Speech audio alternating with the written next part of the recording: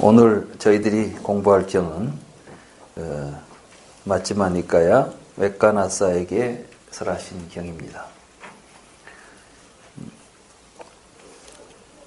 이 경은 웨카나사라고 하는 외도 수행자하고 부처님께서 나누신 그러한 그 대화의 말씀을 기록한 것인데, 여기서 보면 웨카나사라고 하는 외도가 부처님에게 와서 이것이 최상의 모습이라네, 이것이 최상의 모습이라네, 이런 이제 개송을 읊습니다.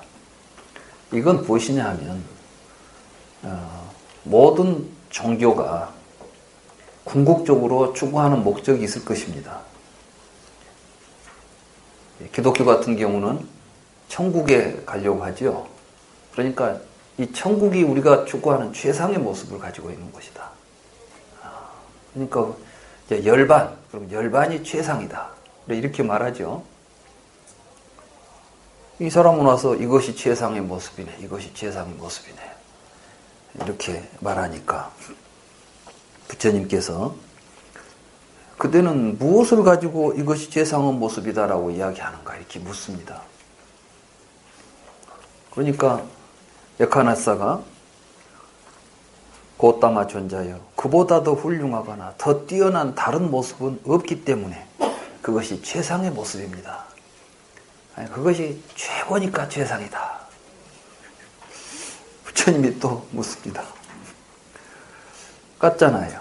그보다 더 훌륭하거나 더 뛰어난 다른 모습은 없기 때문이라고 그때가 이야기하는 그것은 어떤 것인가?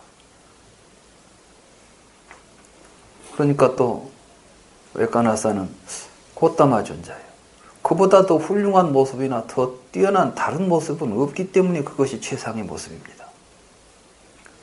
이때 부처님이 하신 말씀은 같잖아요. 그대가 이런 식으로 설명하면 길어진다. 그대는 고따마 존자여, 그보다 더 훌륭한 모습이나 더 뛰어난 다른 모습은 없기 때문에 그것이 최상의 모습입니다 라고 말하지만, 그대는 그 모습을 설명하지 않았다오. 같잖아요. 비유하면 어떤 사람이 나는 이 나라에서 최고의 미녀를 원하고 그를 사랑한다라고 말했다오. 그러자 사람들이 그에게 여보게, 그대가 원하고 사랑하는 이 나라 최고의 미녀를 그대는 아는가? 그녀는 크샤트리안가 바라문인가 바이샤인가 수드라인가 라고 물었다오. 이렇게 묻자 그는 모른다고 대답했다오.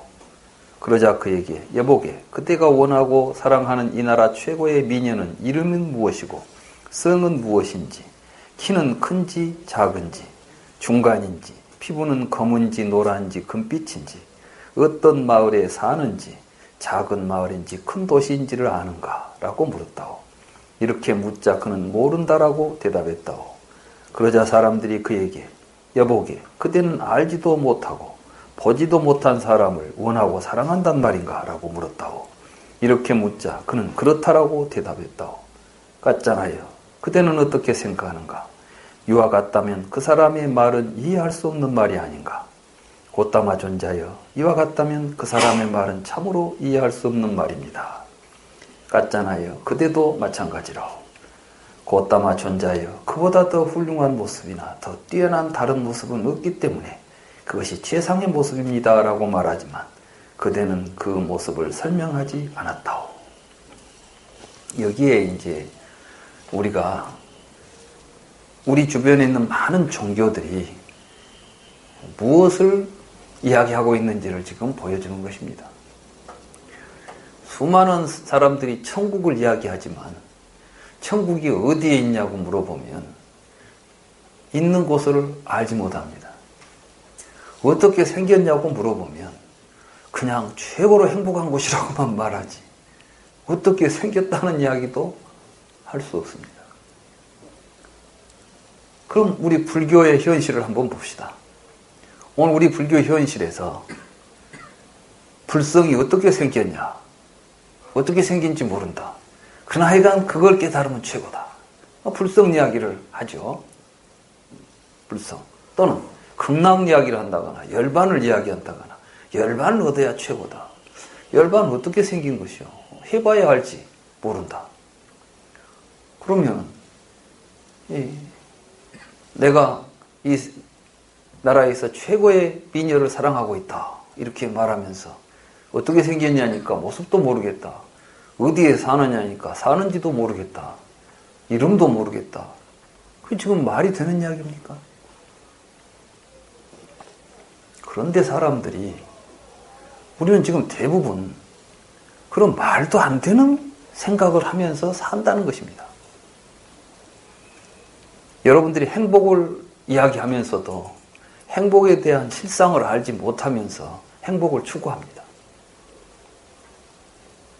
돈 있으면 행복할 것 같고 높은 권력을 차지하면 행복할 것 같지만 사실은 행복에 대한 실상을 모른 채 우리는 그냥 최고의 행복을 찾아간다고 맹목적으로 살고 있는 것입니다.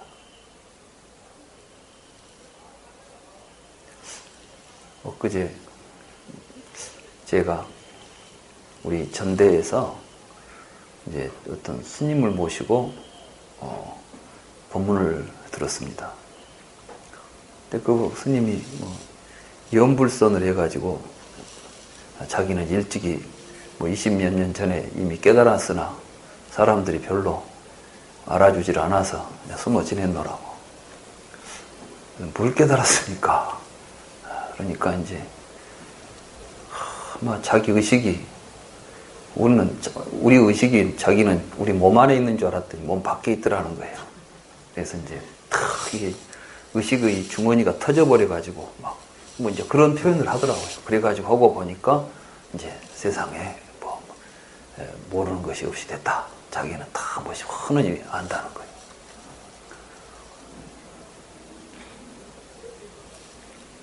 지금 무슨 의식이 있어가지고 그것이 터지고 깨지고 안에 있고 밖에 있고. 이 양반이 절에서 이 불교를 공부했으면 기본적으로 불경을 통해서 공부를 해가지고 부처님이 뭘 우리들에게 마음이라고 했고 마음이 어떻게 일어나고 사라지는가 그 이야기 했잖아요. 여기 보면은 이제 부처님께서는 우리가 안과 색을 연해서 안식이 발생하고 인연이 있으면 마음이 일어나고 인연이 사라지면 마음도 사라진다. 그래서 마음이 일어나고 사라지는 인연에 대해서 잘 살펴서 우리가 어떤 마음을 일으키고 살 것인가 지혜롭게 살펴서 살아가는 것이 바른 길이다. 이렇게 가르치지 않았어요. 근데 갑자기 내 안에 있는 의식이 터져가지고 온 세상하고 하나가 되어버리니까 그래. 허공하고 마음은 같습니다고 이런. 나 40년 이상 불교 공부를 하는데 나도 이해하기가 어려운 이야기를 지금 하시더라고. 그래서 이 양반은 혼자 자기 생각으로 지금 뭘 공부하다가 그것이 이제 자기는 깨달았다고 믿고 있구나. 이게 참 답답하더라고요. 누가 이제 나보고 평을 하래요. 어떻습니까? 그러더라고요. 뭘 이야기하겠어요. 본인이 깨달았다는데 내가 그 아니요라고 말할 수가 있겠어요. 그래서 그냥 한번 내 생각이야. 그동안 여러분들한테 항상 했던 그 이야기인 것이고 오늘 스님은 또 수행을 해서 저런 깨달음을 얻었다고 하니까 또 그런가 보다 하는 것이지. 내가 할 이야기가 무슨 이야기가 있겠는가 하고 이제 그냥 나는 거기서 더 이상 말을 섞을 수가 없었어요. 그거가 이야기가 돼야 그거이 그렇습니까 하고 서로 같이 이야기거리가 되는데 전혀 이게 앞뒤가 안 맞는 이야기를 혼자 해버리니까.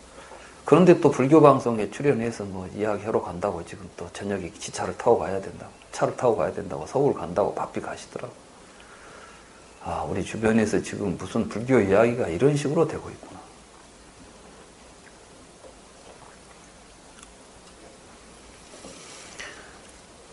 저는 그래서 이제 더욱 절실하게 느낀 게 경을 보지 않으면 바른 길을 갈 수가 없구나. 수행을 하면서 경을 안 보고 수행을 한다는 것은 얼마나 무모한 일인가. 불경을 잘 보고 가야 되겠다. 이런 생각을 했습니다. 그때 이제 그런 점에서 본다면 이 경은 굉장히 중요한 경입니다. 여기 보면은 이제 쭉 비유가 나옵니다. 비유가.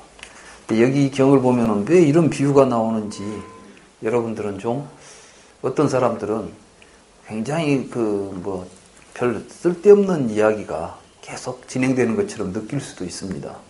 그런데 사실 이 비유는 굉장히 중요한 의미들을 지니고 있으니까 오늘은 이 경의 비유가 무엇을 의미하는지를 여러분들에게 설명하면서 이 경을 읽어가도록 하겠습니다. 곧다마 존자여 비유하면 아름답고 귀한 팔각형으로 잘 다듬어진 투명하고 순수하고 청정한 모든 특징을 구족한 만이 보주가 밝고 찬란하게 빛나듯이 사후에는 이런 모습의 자아가 있습니다. 그러니까 이제 이 사람이 지금 가장 훌륭한 것에 대해서 설명하라. 그러니까 그보다 더 훌륭한 것은 없다. 이렇게 이야기를 했지 않습니까? 구체적으로 이야기해봐라. 그러니까 지금 이 사람의 비유는 무엇이냐면 만이 보주입니다. 여기서 만이라고 하는 것은 다이아몬드나 수정을 의미한다고 합니다. 그러니까 이제 이렇게 투명하면서 각진 보석 있죠? 수정하고 다이아몬드는 좀 비슷하게 생겼잖아요. 그래서 이걸 의미한다고 합니다. 그러니까 우리가 그걸 보면은 햇빛에 놓고 보면은 속에서 반짝반짝 빛이 나죠. 그래서 이제 이걸 이야기하는 거예요. 그래서 이런 만이보주 같이 우리의 사후에 우리의 모습은 자아가 이런 모습의 자아가 있다. 그러니까 이건 무엇이냐면 청정한 우리 주변에 보면 진여 자성은 청정하다 이런 이야기를 하잖아요. 그러면 이제 우리에게는 그런 깨끗한 자아가 있다. 아마 이것은 어디에 해당하는 것이냐면 자인화교 교리하고도 물려있는 교리입니다. 자인화교에서는 우리에게는 이 지바라고 하는 그 자체로서 청정하고 지혜롭고 모든 능력을 갖추고 있는 영험한 존재가 있습니다. 이게 이제 쉽게 말하면 순수한 영적 존재죠. 이걸 지화라고 부릅니다. 지화. 그것이 생명의 실체라고 봅니다. 이게 이제 여러 가지 업장에 의해서 섞여 있습니다. 뭐가 섞여 있냐면은 육신이 끼어 들어와 있어요. 그런데 업을 통해서 우리가 고행을 하면은 그 업이 다 사라지고 순수한 지바만 남게 됩니다. 그러니까 이것은 잡티가 없이 청정하고 맑은 자아가 해탈하게 되는 거죠. 이게 제일 훌륭하다. 이렇게 지금 말했다는 겁니다. 그러니까 이거 이제 자아에 대한 아상을 지금 우리는 종교적으로 인도에서 자아에 대한 이론들이 브라만교에서는 아트만이라는 실체가 있다. 이렇게 주장을 하고 있고 이게 돌아다니면서 윤회한다. 또는 자인화교에서는 지바가 있어가지고 윤회한다. 이런 각가지 실체론이 있습니다. 근데 우리는 지금 내가 보고 있는 이 모습은 나의 참 모습이 아닌 것이죠. 그래서 우리가 수행을 잘하게 되면은 우리 자신이 지고한 존재, 모든 업장이 소멸하고 맑고 청정한 존재, 이런 비유를 지금 하고 있는 겁니다.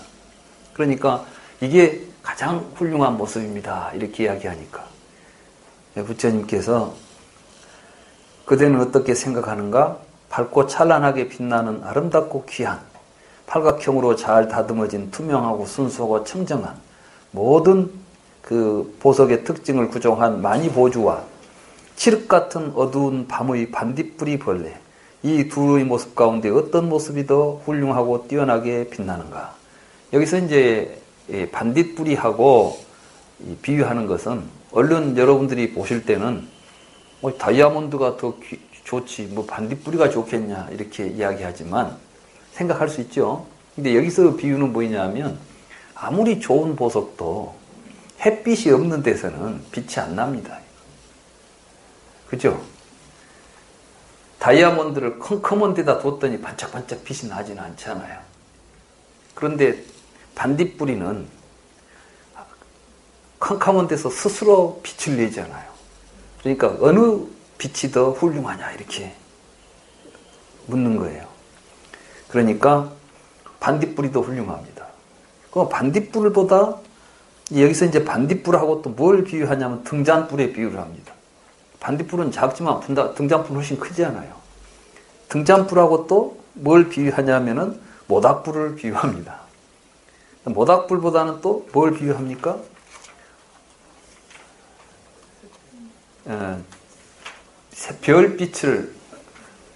별빛보다는 달빛을, 달빛보다는 햇빛을, 이렇게 지금 계속 비유가 가죠. 이 비유는 이제 무엇을 비유한 것이냐면, 지금 자아가 있다고 하는 이 청정한 자아가 있다고 하는 이러한 이론들은, 그것은 사실은 수행을 통해서 변화된, 이제 불교 수행은 욕계에서 색계로 하면 초선, 2선, 3선, 4선 이렇게 쭉 있잖아요. 이 모든 과정들을 여기서는 지금 초선을 지금 어디에 비유한 거냐면 반딧불이에 비유한 거죠. 그 다음에 2선을 등잔불, 그 다음에 3선을 모닥불, 4선을 샛별, 그 다음에 공처, 이것을 이제 뭐입니까? 달, 식처, 이런 것이 이제 태양, 이런 식으로 해서 공처, 식처 이렇게. 그러나 그것들이 전부 뭡니까? 전부가 다 잘하는 생각을 가지고서 수행하는 것들입니다. 그러니까 이제 우리가 색계의 선정을 닦게 되면, 욕계로부터 벗어나면, 지금 아까 청정하다는 것은 아직 욕계를 벗어나지 못한 상태에서 집착하고 있는 자아, 그 세계에서 말하자면 선업을 지어서 훌륭한 자기가 나는 깨끗하다, 이런 식으로 생각하는 자아를 의미하겠죠. 아마 여기가 이제 아마 이렇게 보는 게 좋겠습니다. 지금 이 첫 번째 깨끗한 자아를 이제 이요각 불선법 하면 초선이라고 보잖아요. 초선의 단계로 설정할 수가 있겠어요. 그리고 이제 그래서 초선의 단계는 불교에서는 범천을 초선이라고 봅니다. 범천. 범천은 천상을 이제 욕계, 색계, 무색계 3세를 이야기할 때, 3계를 이야기할 때, 첫째 이제 욕계에서, 욕계를 벗어나서 이욕, 악, 불선법, 모든 악을 멀리하게 되면은 그 악을 멀리한 상태에서를 자아라고 집착하게 되면 이게 이제 초선에 들어간다. 그래 초선, 2선, 3선, 4선이 전부 다 자아를 통해서 드러나는 세계입니다.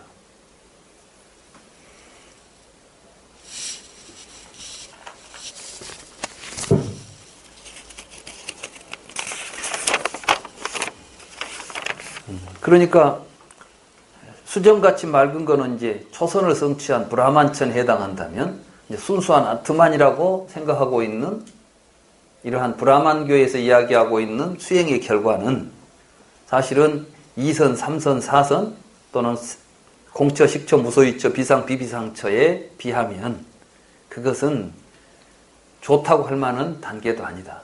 그러나 불교는 그것까지를 버려서 일체의 모든 아상을 지워버리는 이런 단계까지 불교는 이제 이야기하고 있는 것이다. 그 이야기를 지금 하기 위해서 지금 수정 이야기 나오고, 만이보주 이야기 나오고, 그 다음에 뭐 나왔죠? 반딧불 나왔죠? 그 다음에 등잔불 나왔죠? 그 다음에 모닥불 나왔죠? 그 다음에 이제 별빛, 달빛, 태양, 이렇게 나오잖아요. 이렇게 차근차근 이 순서로 나오는 것들은 아상을 가지고 좋은 것이 있다라고 하는 차별상, 이런 걸 가지고 너희들이 최상이라고 이야기하는 것은 우리 부처님 법에서 본다면 그것은 정말 하잘 것 없는 것이다. 불교가 지금 진실로 추구하는 최상의 것은 무엇인가? 이런 이야기를 하려고 하는 겁니다. 우리 지금 이제 불교를 공부하시는 분들이 자꾸 열반, 해탈에 대한 이야기를 많이 하면서 생사를 벗어나서 열반의 세계에 가려면, 아비달마 불교 같은 경우는 세간과 출세간이 서로 다르잖아요. 세간을 벗어나서 출세간이, 열반이 출세간이니까 열반으로 가야 된다. 과연 우리가 가야 될 열반의 세계는 어디가 있을까요? 몸 밖에 있을까요? 몸 안에 있을까요?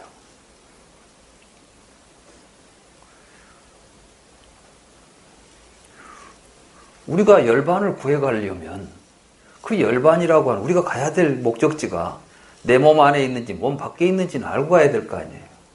아까 어떤 스님은 막 목 밖으로 의식이 터져 나갔다니까 해탈했는가는 모르겠어요. 근데 이 경을 읽어보면 그건 아닌 것 같아요. 그럼 이 경을 한번 읽어볼까요? 제가 이제 쌍육단 니까야를 번역하다 보니까 로이따라고 하는 그 경이 하나 있습니다. 이 로이따 경을 보니까 굉장히 재밌는 우리들에게 불교에서 말하는 세계란 무엇인가, 불교에서 벗어나려고 하는 세간이란 무엇인가, 이런 것들을 정확하게 보여주는 이야기입니다. 제가 읽을 테니까 한번 들어보십시오. 한쪽에 선 로이타사 천자가 세존께 이렇게 말씀드렸습니다. 세존이시여, 태어나지 않고 늙지 않고 죽지 않고 옮아가지 않고, 이 옮아간다는 말은 우리가 이제 윤회라는 것은 이 세상에서 저 세상으로 옮아가는 거죠. 그러니까 이제 윤회한다는 말을 지금 이렇게 다시 표현한 거예요. 태어난다, 뭐 늙지 않나, 죽지 않다, 옮아가지 않고 다시 태어나지 않는 세간의 끝, 이걸 이제 세간의 끝이라는 말을 씁니다. 우리가 세간을 벗어나려면 세간의 끝에 가서 벗어나야 된다는 이런 의미로 세간의 끝을 걸어가서 알고 보고 도달할 수 있을까요? 그러니까 공간을 이동해서 세간의 끝에 도달할 수가 있을까요? 이렇게 묻는 거죠. 그런데 요즘 보면 우리 아비달마 하시는 분들이 3계를 이야기할 때 보면 뭐 제석천까지가 84,000유순이고 그 위에 공간적으로 막 계속 높이 올라가서 하늘 세계가 벌어진다고 하잖아요. 그리고 그걸 우리가 윤회한다고 말하지 않습니까? 이 로이타사가 지금 그걸 묻는 거예요. 과연 우리가 하늘을 넘어서 막 3계의 끝에까지 가면, 이게 이제 3계까지가 세간입니다. 불교에서 말하는 세간이라는 말은 3계까지를 이야기해요. 그러니까 비상, 비비상처까지가 우리가 걸어서, 다시 말해서 이제 요즘 말로는 로켓 타고 가면 갈 수 있는 곳인가? 이렇게 이제 묻는 거죠. 그러니까 존자여, 태어나지 않고 늙지 않고 죽지 않고 옮아가지 않고 다시 태어나지 않는 세간의 끝을 걸어가서 알고 보고 도달할 수는 없다고 나는 말한다. 그러니까 걸어서는 갈 수 있는 곳이 아니다.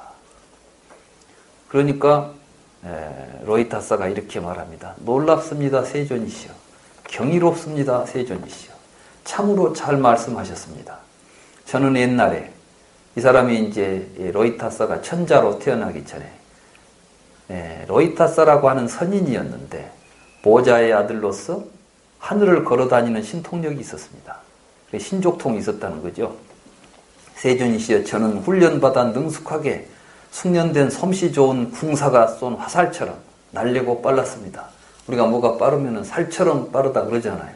이게 자기는 그렇게 속도가 화살처럼 빠른 속도를 가지고 있었고, 저는 한 걸음에 동해에서 서해를 가로질러 갔습니다.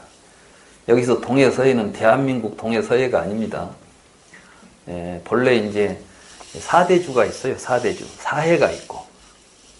본래 이 동해 서해라는 개념은 불경에 나오는 개념입니다.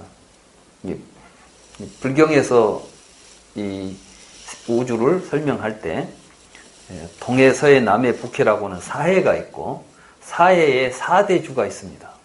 그리고 중앙해가 수미산이 있고, 우리는 남쪽에 있는 연부제에 살고 있어요. 그러니까 여러분들이 그 절에서 축원할 때 보면은 남선부주 이렇게 말하죠. 남선부주라는 것은 사해 가운데 남쪽에 있는 연부제를 이야기하는 겁니다.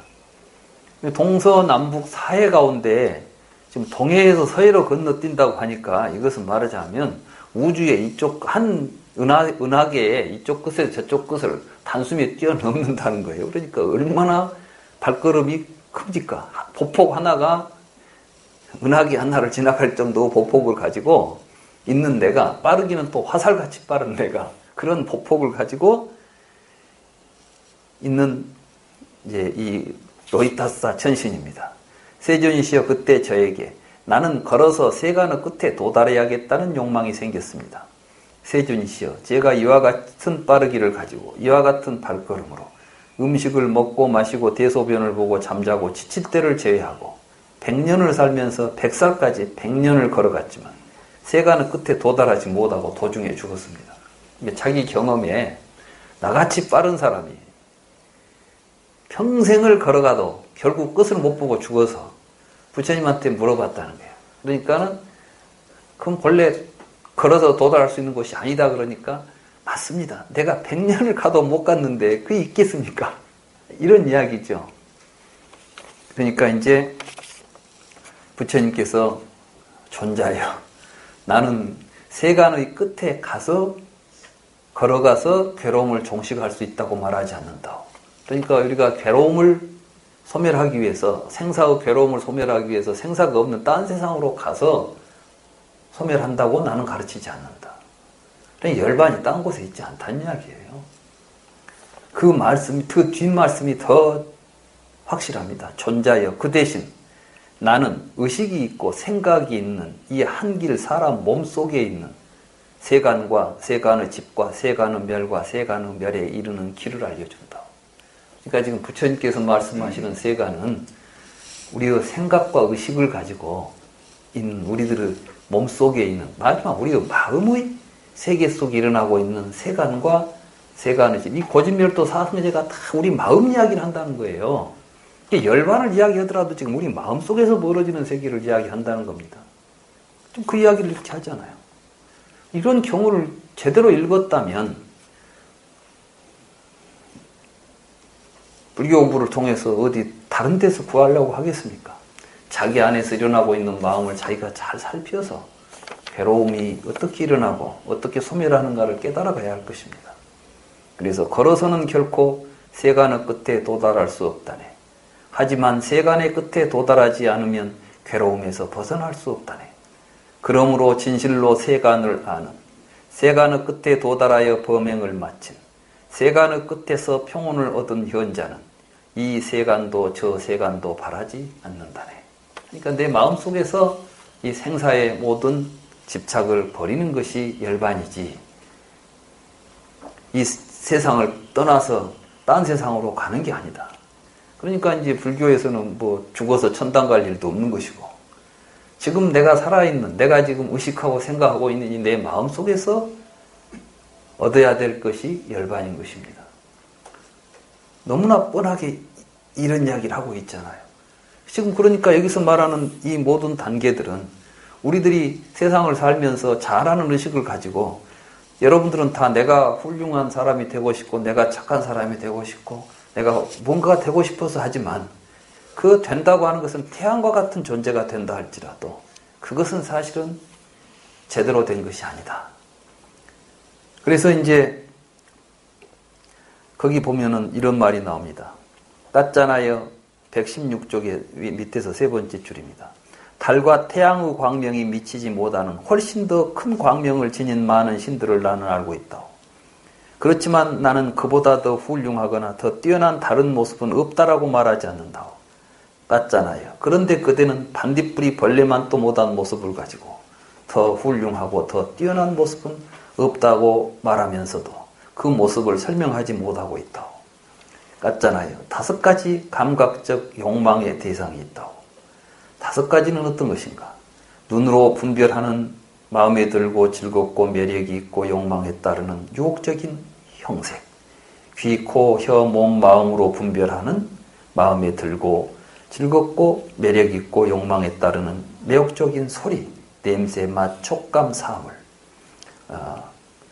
깠잖아요. 이것들이 5가지 감각적 욕망의 대상이라고. 깠잖아요. 이 5가지 욕망의 대상에 대하여, 대상에 의지하여 즐거운 만족감이 생기는데 이것을 감각적 쾌락이라고 부른다고. 이와 같이 감각적 욕망에 의해 감각적 쾌락이 있으며 감각적 쾌락 가운데서 최상의 감각적 쾌락을 최상이라고 말한다고. 이게 이제 우리가 뭐 사람들이 최상이라고 말하는 것은 다 이런 걸 최상이라고 지금 말하고 있는 것이라고. 그러니까 여기서 지금 이제 깠자나가 아니야 누굽니까? 아까 에까나사가 최상이라고 말하는 것은, 너희들이 말하는 최상이라고 지금 말하는 것은 이런 감각적 욕망에서 가장 좋은 욕망을 최상이라고 말하고 있지 않느냐. 이와 같이 말씀하시자 편력 수행자 에까나사가 세종께 말씀드렸습니다. 놀랍습니다. 고따마 존자여. 희유합니다. 고따마 존자여. 고따마 존자께서는 감각적 욕망에 의해 감각적 쾌락이 있으며 감각적 쾌락 가운데서 최상의 감각적 쾌락을 최상이라고 말한다라고 잘 말씀해 주셨습니다. 부처님께서 말씀하셨습니다. 깠잖아요. 견해가 다르고 신념이 다르고 경향이 다르고 선정법이 다르고 수행법이 다른 그대는 감각적 욕망이나 감각적 쾌락이나 최상의 감각적 쾌락을 알기 어렵다오. 이와 같이 말씀하시자 화가 나서 불쾌해진 편력수행자 에까나사는 고따마 사무는 망신을 당할 것입니다 라고 세존을 비난하고 욕하면서 말했습니다. 무지한 사문이나 바라문들이 과거에 대하여 알지 못하고 보지 못하고 미래에 대해서도 알지 못하고 보지 못하면서 자칭 태어남은 끝났고 청정한 수행을 마쳤으며 해야 할 일을 마쳤고 다시는 이런 상태로 되지 않는다라고 말했지만 그들의 말은 실로 웃음거리가 되었고 무의미한 말이 되었고 공허한 말이 되었고 빈말이 되었습니다. 당신도 이와 같습니다. 이 이야기는 그 당시 많은 사람들이 나는 해탈했다. 나는 해탈했으니까 이제는 윤회하지 않는다. 나는 내세에 다시 태어나지 않는다. 뭐 이런 식의 이야기를 이제 이런 게 그 당시 인도에서는 윤회설이 윤회한다는 사실을 기정사실로 놓고 윤회에서 벗어나서 이 세상에 벗어나면은 윤회 세계가 따로 있다. 이런 식으로 사람들이 이제 윤회와 해탈에 대한 이야기를 하고 있었던 것입니다. 실제로 브라만교에서는 사람이 죽으면 영혼이 연기를 타고 하늘로 올라간다고 믿었습니다. 그래서 이제 하늘에 올라가서 보름 동안 저 달에 머물다가 선업을 많이 지은 중생들은 다시 비를 타고 땅에 내려옵니다. 땅에 내려와서 초목 속에 들어가 있다가 소나 뭐 양 이런 것들이 이제 그걸 먹고 그래가지고 그 속에 들어가서 영양분이 돼 있다가 사람이 또 그걸 먹으면 이제 사람들이 그 영양분을 먹잖아요. 그러면 그것들이 이제 정자가 돼가지고 다시 태어난다. 이걸 보고 이제 조도라고 그래요. 조상들이 갔던 길입니다. 여기서 선업을 많이 지은 사람들은 좋은 집안에 태어나고 악업을 많이 지은 사람들은 소가 먹어가지고 소로 태어나거나 축생으로 태어나거나 버러지로 태어나거나 아주 고통받는 존재로 태어나고 그런데 이제 죽어서 연기를 타고 화장을 하면 이제 그 달에 갔던 영혼 가운데 우파니샤드의 진리를 깨달은 사람들은 다시 조상의 길로 가지 않고 하늘의 길로 간다.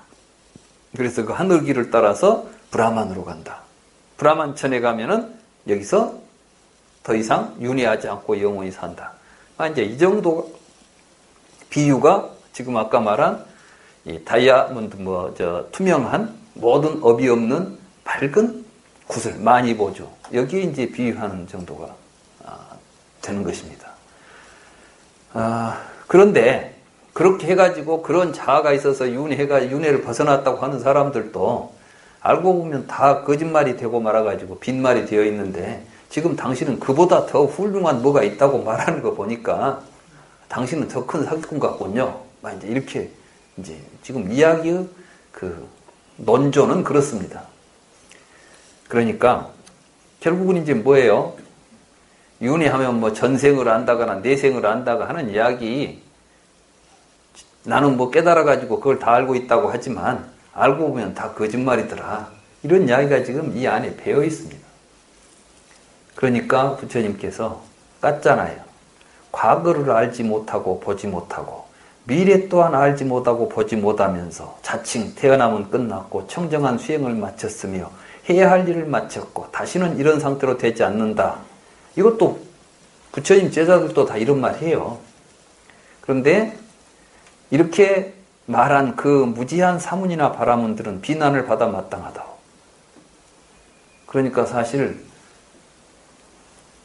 이 삼계가 마음 안에서 벌어진다는 사실을 알고 그걸 깨달아가는 것이 중요하지. 이게 뭐 밖에 과거, 현재, 미래 3세에 걸쳐서 윤회한다는 생각을 가지고 이야기하는 것은 낭설이다. 이런 이야기를 지금 여기서 이런 맥락에서 하고 있는 겁니다. 그러니 깠잖아요. 그러니 과거는 내버려 두고 거론하지 맙시다. 미래는 내버려 두고 거론하지 맙시다. 정직하고 솔직하고 천성이 곧은 현명한 사람은 오시오. 내가 가르치고 내가 설하는 가르침을 배운 그대로 실천하면 오래지 않아 스스로 알게 되고 스스로 보게 되며 이와 같이 하면 결박으로부터 즉 무명의 결박으로부터 바르게 해탈한다. 같잖아요. 비유하면 반드시 누워서 꼼지락거리는 어린아이가 목에 5겹의 밧줄로 결박되었다가 성장하여 여러 능력들이 성숙한 후에 그 결박들을 풀어버리는 것과 같다오. 그러면 그는 나는 벗어났다라고 결박이 없음을 알 것이오. 같잖아요. 실로 이와 같나니 정직하고 솔직하고 천성이 곧은 현명한 사람은 오시오. 내가 가르치고 내가 설하는 가르침을 배운 그대로 실천하면 오래지 않아 스스로 알게 되고 스스로 보게 되며 이와 같이 하면 결박으로부터 즉 무명의 결박으로부터 바르게 해탈한다. 여기서 이제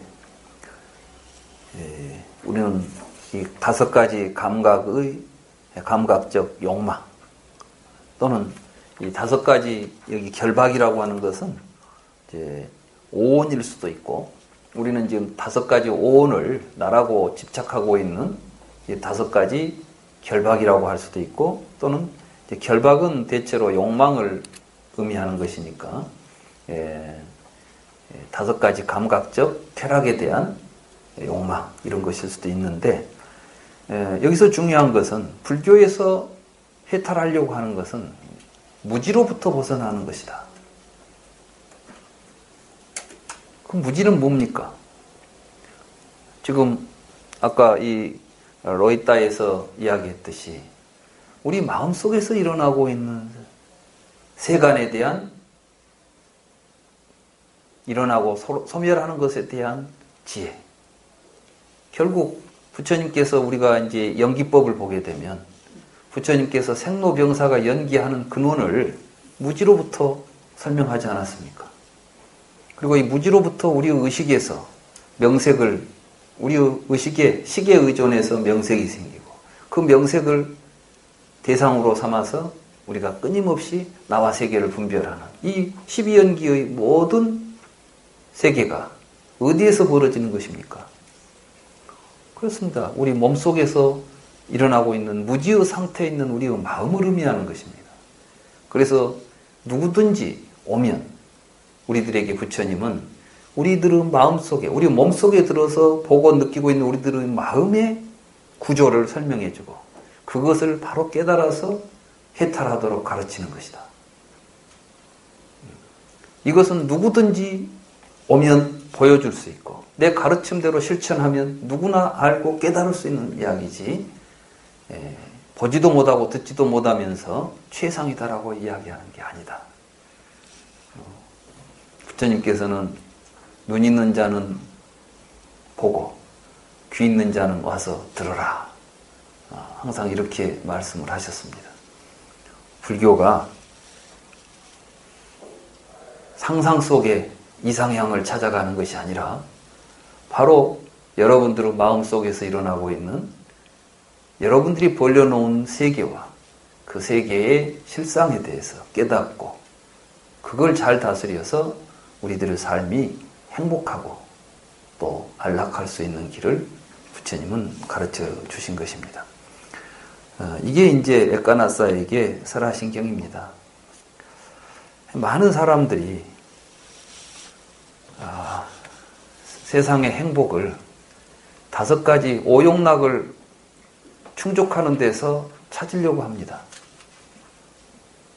특히 이제 우리가 살고 있는 이 자본주의 사회는 행복이라는 건 바로 오욕락과 직결되어 있습니다. 이번에 나타난 모든 비리, 모든 사건의 근본을 한번 살펴보십시오. 무엇입니까? 다 돈 때문에 벌어진 일 아닙니까? 돈은 무엇을 우리에게 가져준다고 믿습니까? 돈이 우리에게 해줄 수 있는 게 뭡니까? 감각적 쾌락 아니겠습니까? 그러니까 그 돈을 벌어가지고, 그 돈을 가지고 명품 들고 명품 쓰고 다니면서 검찰청에 들어가면서도 프라다 신발이 떨어지고 할 정도가 됐다면 우리는 이것의 뿌리가 어떤 개인이라고 봐서는 안 됩니다. 물론 현실적으로는 개인이 잘못 저지른 비리지만은 그 비리를 가진 존재가 단지 그 사람만은 아닙니다. 우리 자신도 그 처지가 됐다면 그렇게 했을지도 모릅니다. 내가 잘 아는 언니가 대통령이 됐습니다. 그런데 대통령하고 가깝다는 사실을 알고 사람들이 막 뭘 갖다 줍니다. 어느 순간부터 나는 마땅히 그런 대접을 받아야 될 사람처럼 느끼게 됩니다. 사람은 자기 인식을 어떻게 할까요? 정말 자기를 잘 들여다보고 있을까요? 주변 사람이 부르면 자기는 그 존재가 됐다고 생각합니다. 그런데 다른 사람이 나를 어떻게 부르든 나를 들여다보면 나는 태어나서 늙고 병들어 죽어가는 존재입니다. 그 문제를 정확하게 인식하고 그러니 어떻게 살 것인가를 생각하는 사람은 옆에서 다른 사람이 불러주는 소리에 현혹되지 않습니다. 시달타가 주변에서 왕자님이라고 불러줬지만 시달타 자신이 볼 때는 태어나서 늙고 병들어 죽어가는 존재인 것을 깨달은 겁니다. 그래서 시달타는 내가 이렇게 죽어가는 존재로서 다른 사람이 나보고 태자님, 왕자님은 무슨 의미가 있느냐? 날마다 죽어가는 내 삶에서 내가 어떻게 하면 의미 있는 삶을 살고 무엇이 나의 삶을 보다 가치 있고 의미 있게 하는 것인가를 찾아서 출가했던 거 아니겠습니까? 불교에서 생사 문제 해결하자는 것은 생사 문제를 태어나지 않고 죽지 않는 세계를 가자는 이야기가 아니라 죽어가고 늙어가는 이 무상하고 덧없는 삶을 어떻게 해서 보다 더 보람되고 행복하고 가치 있게 살 것인가의 길을 찾자는 것입니다. 태어난 자가 죽지 않을 수 없다고 부처님도 분명하게 말씀하십니다. 그러면 불교에서 하고자 하는 이야기는 뭡니까? 그것을 망각했을 때 우리는 오용락에 빠지고 다른 사람의 이야기에 홀립니다. 당신이 뭐가 될 거요? 당신은 대통령이 될 거요. 당신은 여왕이 될 거요. 했다잖아요. 그러니까 이제 여왕이 되기 위해서 그 사람이 시킨 대로 다 한 겁니다. 본인이 정말 대통령이 되고 보니까 너무나 신통하게 느껴지는 거죠. 근데 결과가 어떻습니까? 여왕이 되면 고뇌가 없을까요? 잠을 못 잔다고 그러잖아요.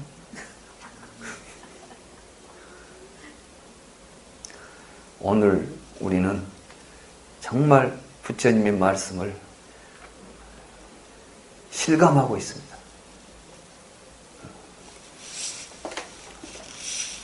부처님의 가르침대로 우리가 잘 실천하면 스스로 알게 되고 스스로 하게 되고 스스로 결박으로부터 벗어나서 무지로부터 벗어나서 참으로 의미 있는 삶을 찾을 것이라고.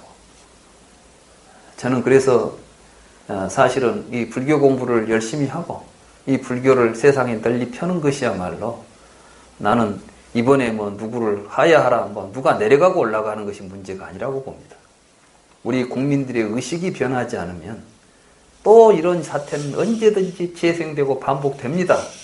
우리 민주화 운동 그렇게 해가지고 민주화 만들어놨더니 그것이 몇 년 갔습니까?